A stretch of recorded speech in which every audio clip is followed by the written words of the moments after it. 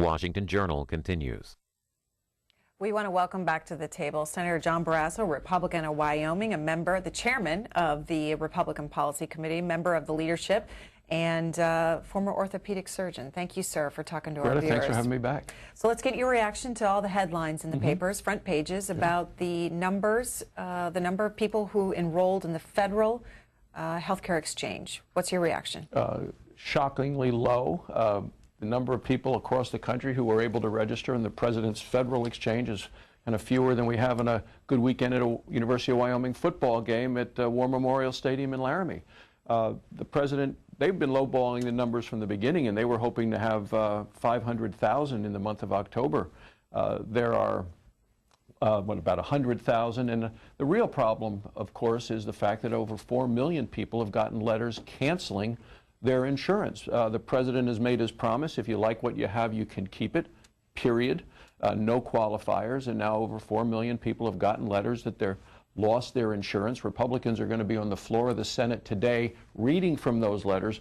But what you do see is this high anxiety with the Democrats now, Greta, and that's in the headlines as well, because members of the House and Senate of both parties are hearing from people at home that said, hey, wait a second, the president promised me if I liked my insurance, I could keep it.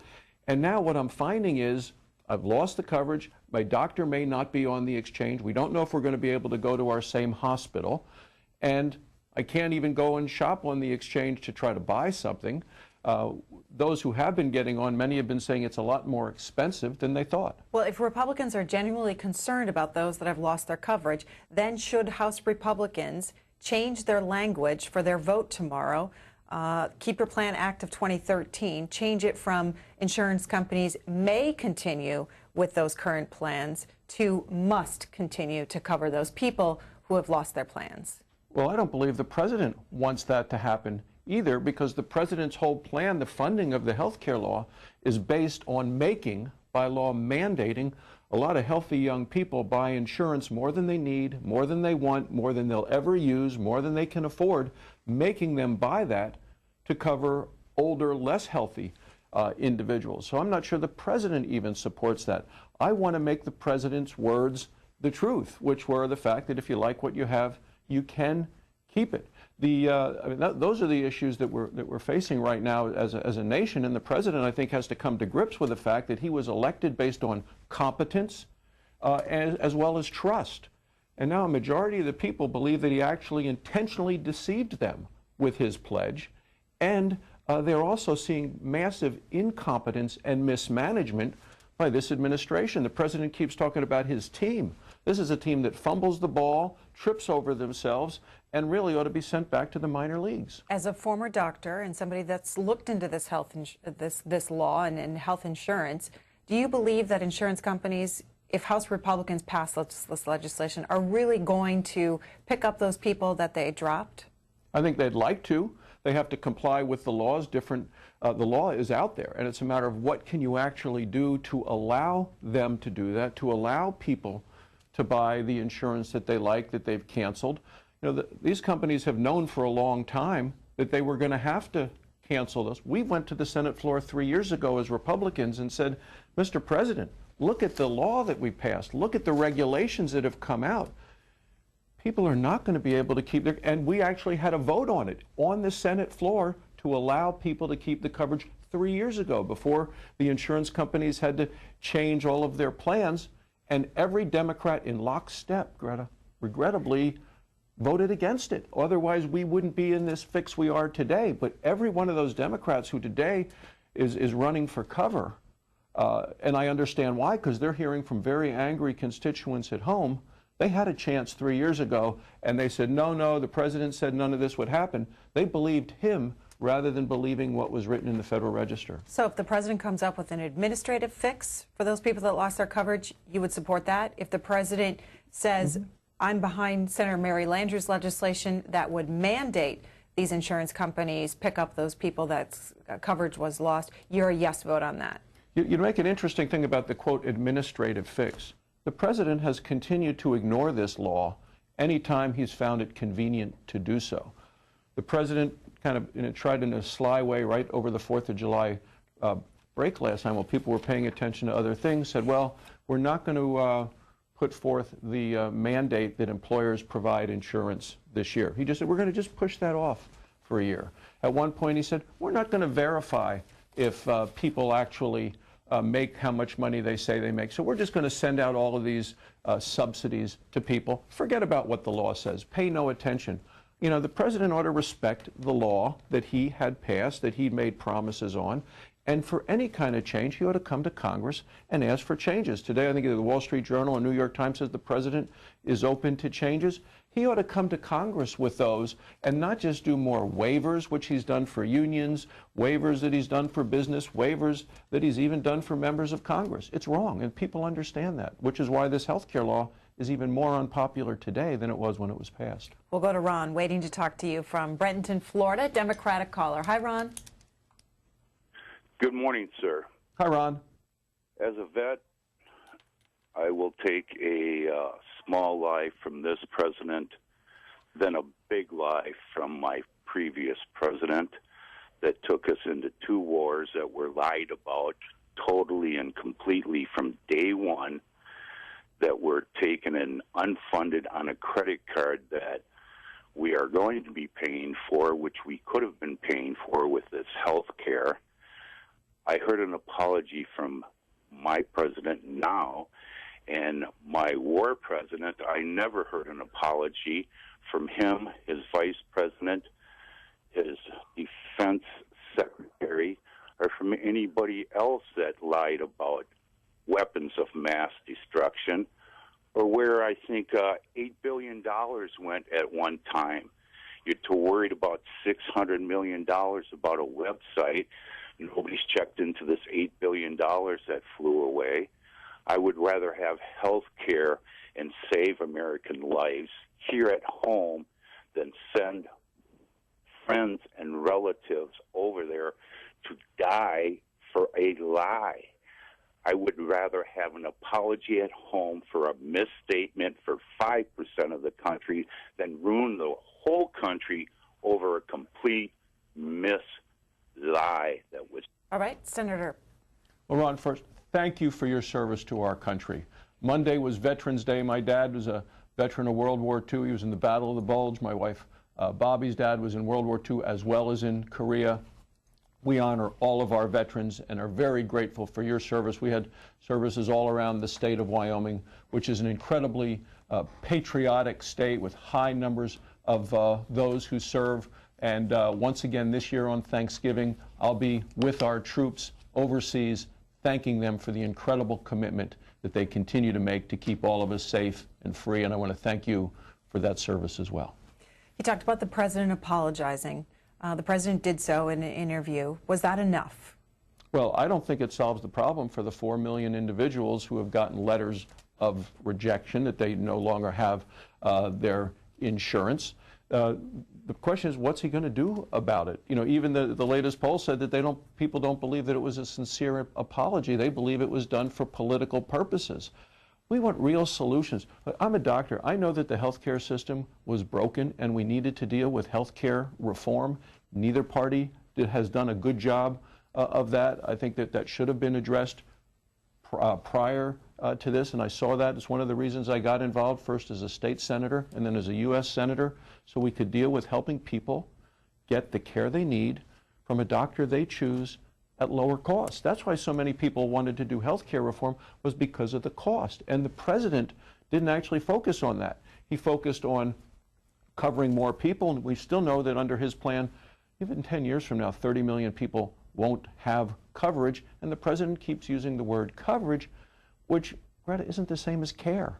Just because you give somebody a card and say, here, you have coverage, for something like Medicaid, we know that many, many doctors aren't able to take that many patients on Medicaid because the reimbursement is so low. It doesn't even cover the expenses of running an office.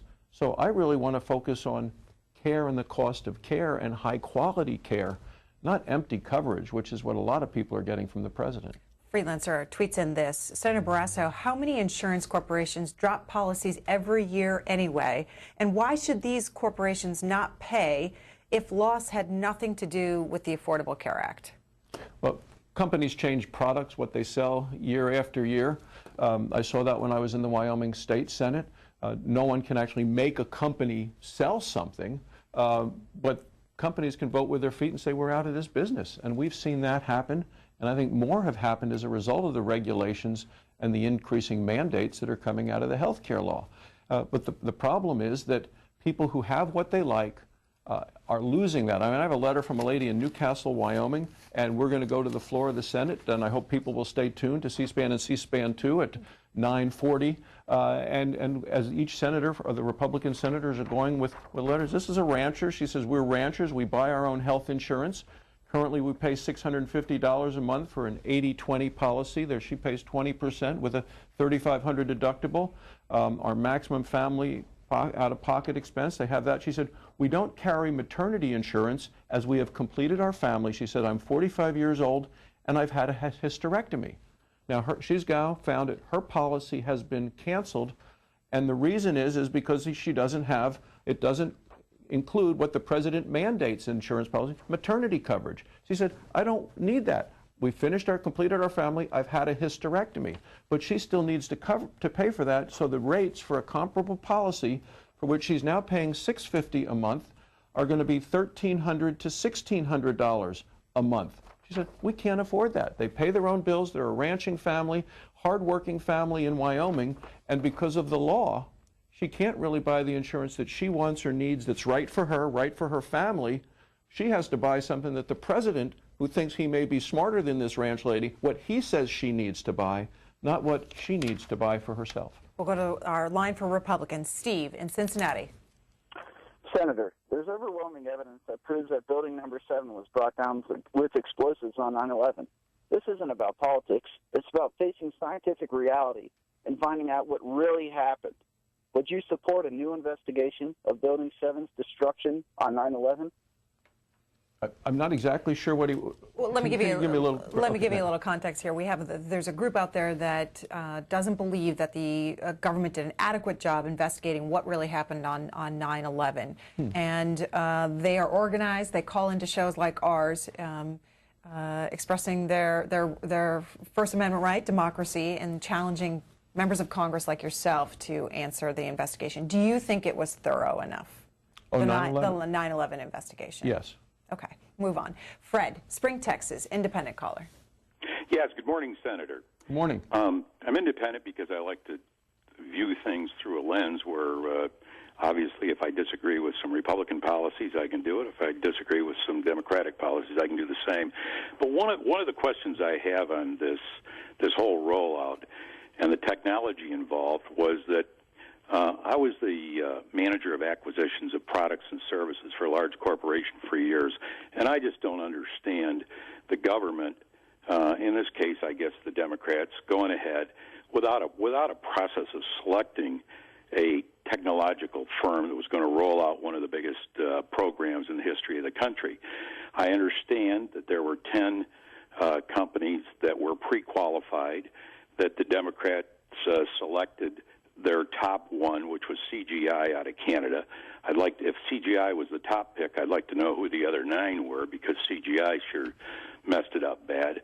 But here was a Canadian firm. I mean, I used to vet people very closely before I even had them bid.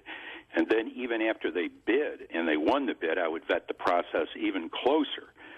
CGI was a firm out of Canada that, for crying out loud, had been fired by the Canadian government for messing up a medical directory program when they were $46 million into the program and 14 months behind.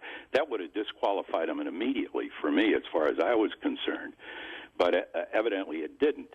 And furthermore, when you're qualifying a firm, you look for the best and the brightest. I mean, here in America, I just like to know, and I guess I missed the CGI hearings that Congress had, so it's unfortunate, but I did see the highlights afterwards. We've got, all we have to do is look at eBay, Amazon, Google.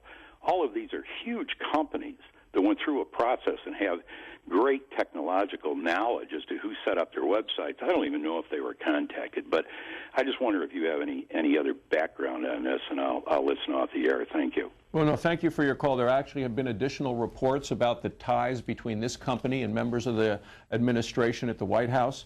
There have been some reports, I think, in Investors Business Daily written about this, and you may want to go into it. But you make a couple of key points, because the president, even just a few days before the rollout and the opening of the website, the president was with Bill Clinton in New York, and he told the American people that this was going to be easier to use than Amazon, that people were going to have rates cheaper than their cell phone bill, and if you like what you have, you can keep it in terms of your insurance and in terms of your doctor. So this has been a huge debacle. Just the issue of security and identity theft has been huge, to the point that it was a front page story in the New York Times on Sunday morning. And the administration knew it, and they ignored it, and they still went forward. But the website is just the tip of the iceberg. There are fundamental flaws with this health care law that go to the fact that people losing their coverage, it's being canceled. The sticker shock of the premiums that are going up so high compared to what people have paid previously. The issues of fraud, higher copays out of people's pockets, so more money in terms of higher deductibles, as we've heard from this woman who has written to me from Newcastle, Wyoming. There are all these issues that are out there which are going to continue to unfold. And I will tell you that the cancellation letters, they're going to continue and accelerate next year when the employer mandate, the one that the president unilaterally decided that he waved his magic wand and delayed for a year, when those mandates come in, I think we're going to see businesses from all across the country can say, you know, it's easier and cheaper to pay the fine than it is to try to pay these very expensive insurance rates for all of these folks. And so you're going to have more people that are going to lose their coverage under this health care law. So this number that's now over 4 million, I think that's going to even more than double between now and a year from now, if not even greater than that. Huge numbers of people impacted. So I think the Democrats who are now finally seeing the damage that has been done to their constituents as a result of this health care law. We now have across the country many basically individuals who are victims of the law, who in terms of affordable care, it's worse for them. In terms of available care, it is worse for them. So the website debacle will ultimately at some point be fixed, but the underlying flaws of this are going to continue. Investor Daily. Investors Business Daily. Investors Business Daily. I found the article, I think that you're referencing, that CGI is a company based in Canada. They're behind the liberal-launched Canadian gun registry that was also plagued with problems. George Schindler, CGI Group President for U.S. and Canada, became an Obama 2012 campaign donor after his company won the Obamacare contract. It goes on to say that the Vice President of CGI Federal is also a former college roomie of Michelle Obama's. We'll go to Colette, Tye Valley, Oregon, Democratic caller. Hi, Colette. Hi. My husband, we had a catastrophic insurance, and it was junk insurance. My husband got cancer, and our bills were horrendous. So we went out on Cover Oregon last Tuesday, and boy, what a great insurance we are going to get. And even without copay, it was very comparable to the junk insurance that was canceled on us as of January 1st, so we had to get insurance. And these cancellations of insurance, a lot of them were just plain junk insurance, and that was what the Obamacare was about, is that you would not have junk insurance. They had to cover certain things, and it was a great benefit to us, and I am so glad that Oregon was on top of this and that Cover Oregon is doing a great job. All right, Senator Barrasso. Well, I actually talked to Ron Wyden, Senator from Oregon, yesterday about what we can do to help people with chronic conditions in a way that really helps folks. And obviously, Colette has gotten a successful outcome. But for every one of those, we know that there are others that are not in that same situation. There's a woman who has written and been interviewed that cancer patient, she's at stage 4 cancer, losing her coverage now. She said her insurance company's paid over $1.2 million for her. She's in California, and her family physicians are in San Diego, but she goes to Stanford for her cancer care. All of that's been covered, and now that's lost. And under the exchanges, she is not able to continue with her doctor or the cancer coverage, and now it used to just be state by state. Now it's county by county in terms of what she can get covered and what she can't. So there are people like Colette in the situation with her husband where there actually are improvements. But there are many, many cases, and the problem right now is that for every one person who's been able to sign up, as we saw on the numbers that have come out yesterday, not just on the federal exchange, but also through the states, for every one person that's been able to sign up, we know that about 42 people have gotten letters of cancellation. So you have this anxiety as well as a lot of anger by these folks that are saying, can't go to the website, can't even shop around there, it's not working, and yet we're canceled. And come December the 31st, what do we do? And we can't find out if our current doctor is even going to be able to care for us and what it's going to cost us. Given the deadline isn't until March, is it fair to be critical of the numbers right now? People have many more weeks, months to shop online and decide what they want to purchase. And perhaps some people haven't yet hit send, signed the dotted line yet because they want to see what their options are and they're weighing them. Well, let's make sure we're kind of talking about the same thing.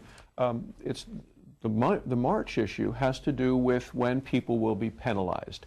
The mandate that says you have to prove to the IRS, to the federal government, to the enforcers of the health care law, that you have insurance. That's correct. Right. That's the end. But what if your insurance company has written to you and said, your insurance, it ends, January, we're done the end of this year. You want to be insured. You want to have something to help you and your family.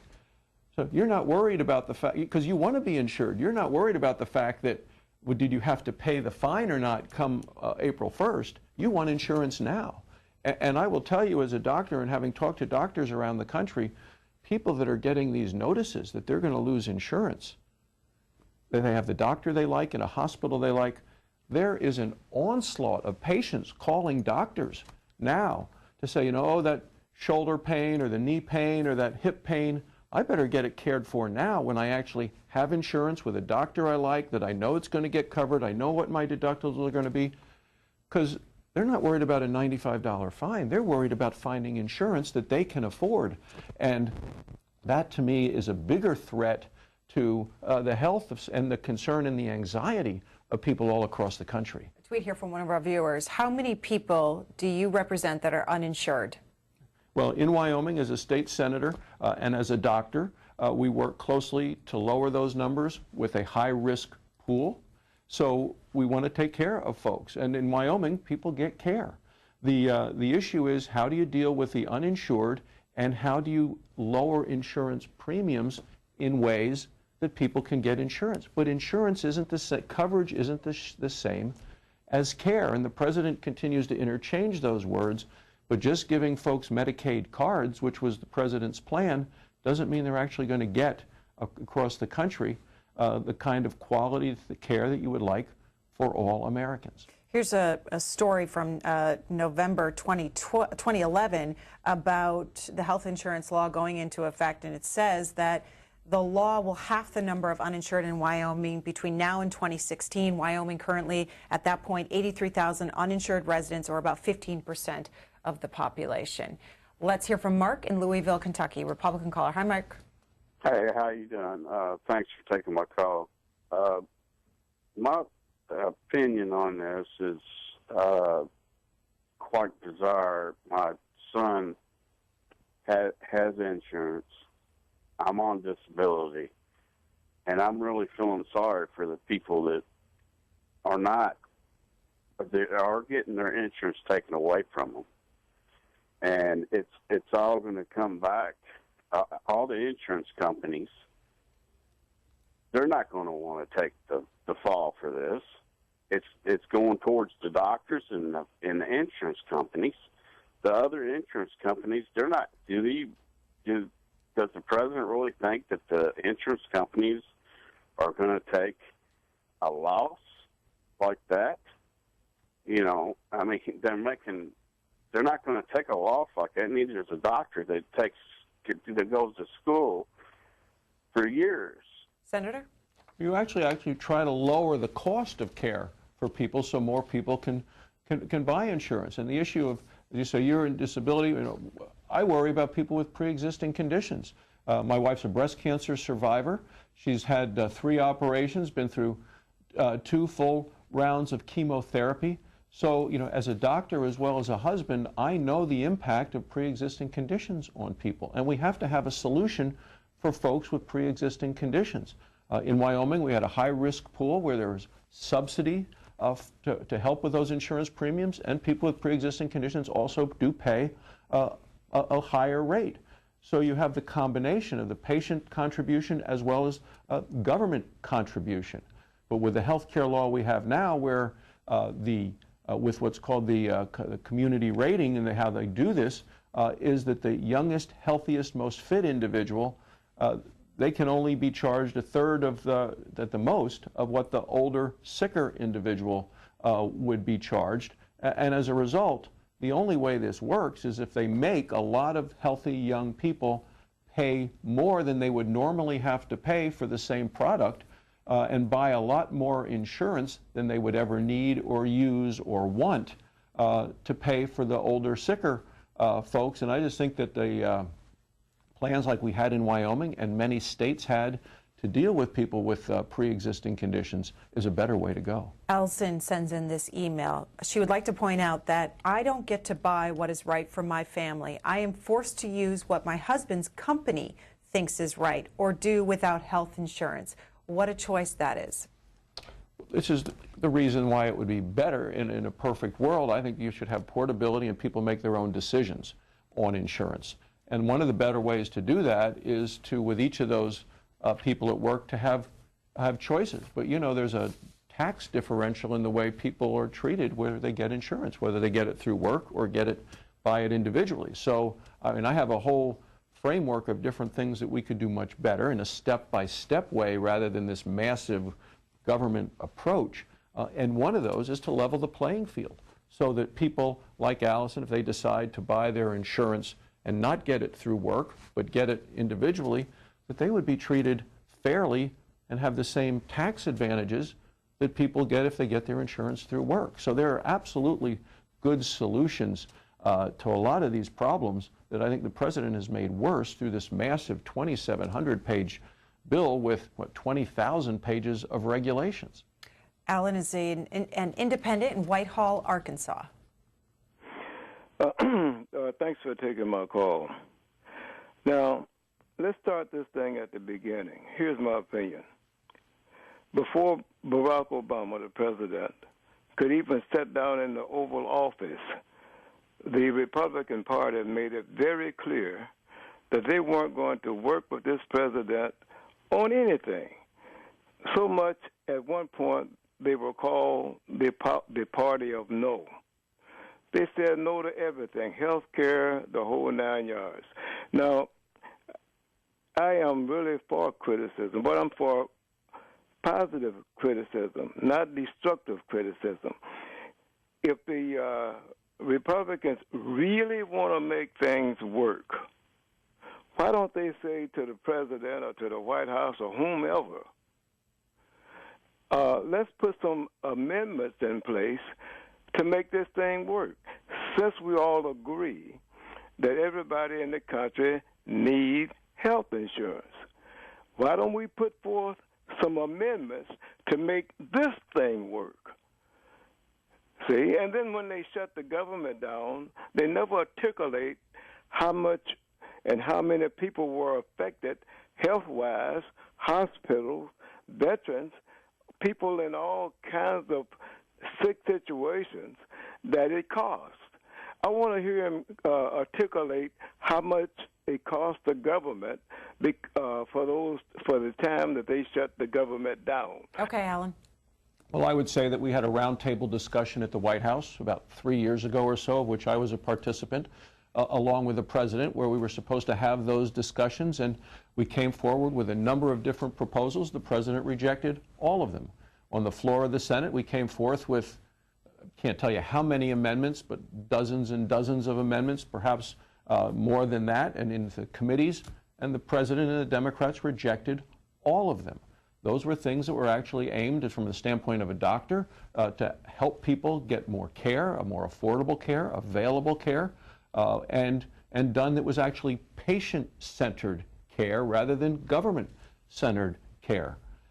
This law was passed on strict party line vote basis because the president rejected all of the amendments and the proposals that the Republicans brought. And now we're in a situation where the president and certainly Democrats in Congress and in the Senate are seeing and hearing from folks back home saying, this wasn't what you promised us. This wasn't what you told us, and we don't like it. And what can you do for us now? Because we're in a worse situation where you ask people across the country, and you can do that in Arkansas, you ask people, under this health care law, you think you're going to pay more or less for your care personally? And people will tell you they think they're going to pay more. And then you ask them, do you think the quality of your own personal care is going to get better or worse?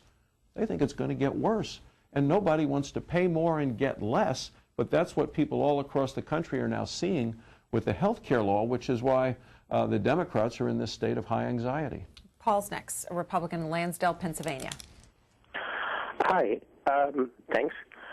I guess you've touched on this a little bit recently, since I started dialing half an hour ago. The Affordable Care Act is not properly named. It should be the Affordable Insurance Act, because you're not really buying health care through it, and I'm not sure that health care is any more affordable. I'll give you my example of where I think it should be going is, I took my daughter to, she broke her ankle earlier this year, and I took her to a walk-in healthcare place, and I have insurance. But when I walked in, I asked them for a price list, and they were able to give it to me. And it listed for this area of the body that you get, you know, what part of the area they would x-ray, this is what the prices were. And so I said yes. And then it was broken, so they came in with a boot to put on her foot and explained it was, you know, broken and see if it fit. And then I started asking questions. And when I asked them how much the boot cost, they couldn't tell me. The doctor couldn't tell me. And I think he got in a little huff and walked out and said to the nurse to take off the boot. And I asked the nurse, and she was able to tell me. And people do not ask how much their health care costs. They assume insurance is going to pay for it. Well, I'm sorry, I'm paying for it because there's a deductible. So, you know, I have coverage through my employer. So, I mean, I am covered, but that doesn't mean I'm not paying for it. All right, Paul? Paul, you are absolutely right. When people use their auto insurance, they think about it from the standpoint not when they're just filling up the car with gas or when they're getting a new windshield wiper, but they have a major issue. But folks use health insurance pretty much all of the time when they have health concerns, and I think that the more people that ask questions like you did, I think that would be better if that happened all of the time and there was transparency and people could see what things were costing. Because when people think about it as their own money, I think people are really smart consumers that way. But many people, they think, well, the government's paying, the insurance company is paying. You're right. Ultimately, it's all coming from either your insurance premiums, tax dollars, so that we're paying that way. But most people really focus on what that's coming out of their their own wallet or pocketbook or purse. And I think people, when they think about what's deductible and if they've met their deductible and their copays for the year, a lot of folks go in close to the end of the year for their, quote, free operation because they met their deductible or met their copay because they're smart consumers. So I think you're absolutely on to the right thing. What you're talking about is patients being better informed consumers and using healthcare as something like that you're purchasing rather than just something that somebody else is paying for and don't worry about it. We're going to squeeze in Lynn here in Nelsonville, Ohio, independent caller. We have a couple minutes left here with the senators. Lynn, so can you make it quick? Yes. Good morning, Hi, Lynn. Senator Barrasso. Yes. You know, first thing I want to ask is how did we as Americans get to here? The government tells us you will choose this plan or you will choose that plan or you will be fine. What does that sound like to you? I mean, this is where we're at, that you'll take this or that, or we'll fine you. Well, to me it sounds unconstitutional, but the Supreme Court ruled that the government had a right to do that. I was on the other side of that. I don't think the government has a right to come into your home and tell you you have to buy a government-approved product. The court, by 5-4, said that they can levy a fine, a tax, if you will, if you don't do what the government tells you to do. You know, obviously, I voted against it and supported efforts to try to find it unconstitutional. So, I mean, that's the major question. Can the government do that? The court says they can. I'm going to continue to try to repeal this health care law and then replace it with a step-by-step approach that actually helps people get the care they need from a doctor they choose at lower costs, things that aren't happening now. Senator John Barrasso, thank you, sir. Thanks, Appreciate Greta. your time. Appreciate it.